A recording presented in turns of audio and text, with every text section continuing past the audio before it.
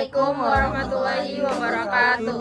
Kami dari kelompok 9 mata kuliah RPL, kami ingin menjelaskan mengenai metode yang ingin kami gunakan, yaitu Extreme Programming.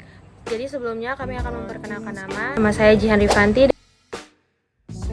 Perkenalkan, nama saya Nabila Azhara Syukri. Perkenalkan, nama saya Nurul Tanyamadi dengan Perkenalkan, nama saya Aziz Gusti Pratama. Perkenalkan, nama saya Adrian Martinus Demisir. Metode Extreme Programming. Baik, di sini saya akan memulai dari sejarah Extreme Programming.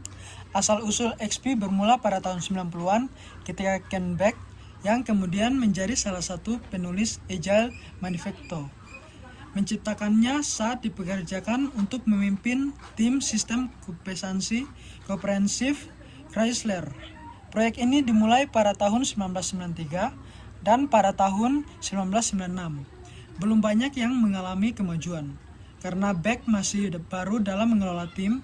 Yang memutuskan tindakan terbaik adalah mengajarkan teknik dan praktik yang berhasil bagi anggota timnya. Extreme Programming. Extreme Programming adalah perangkat lunak yang berulang metodologi pengembangan yang bertujuan untuk menghasilkan lebih tinggi perangkat lunak berkualitas dan membantu dalam memberikan solusi optimal. Extreme Programming lebih berfokus pada kemampuan beradaptasi dan responsif terhadap perubahan kebutuhan pelanggan.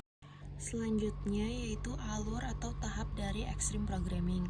Yang pertama ada planning. Planning adalah pertemuan antara klien dengan tim developer untuk presentasi gambar hasil yang diinginkan oleh klien, yang dimana tim akan memperkirakan gambar yang diinginkan oleh klien dan membuat rencana pengembangan.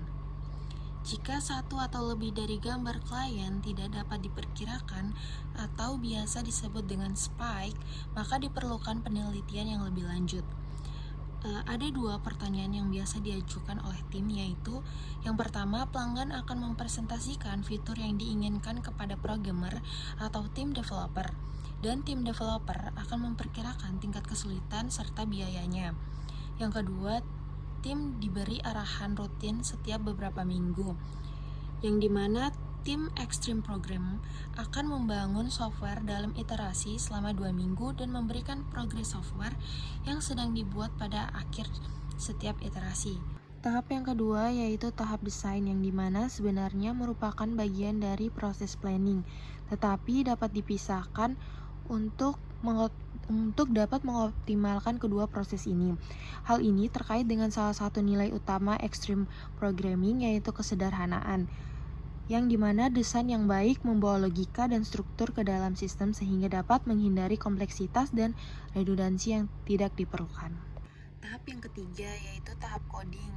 Tahap ini merupakan fase di mana kode dibuat dengan menerapkan praktik-praktik Extreme Programming tertentu seperti standar pengkodean, pemrograman berpasangan, integrasi berkelanjutan, dan kepemilikan kode kolektif. Yang terakhir yaitu testing. Tahap ini adalah inti dari Extreme Programming. Fase testing adalah aktivitas rutin yang melibatkan pengujian unit atau pengujian otomatis untuk menentukan apakah fitur yang dikembangkan berfungsi dengan baik atau tidak, dan penguji menerima atau menguji pelanggan untuk memverifikasi bahwa keseluruhan sistem dibuat sesuai dengan persyaratan awal. Selanjutnya yaitu kelebihan dan kekurangan Extreme Programming. Yang pertama yaitu kelebihan.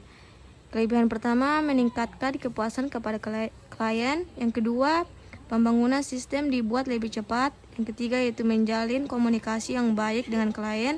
Yang keempat, meningkatkan komunikasi dan sifat paling menghargai antar develop. Kekurangannya yaitu yang pertama, develop harus selalu siap dengan perubahan karena perubahan akan selalu diterima.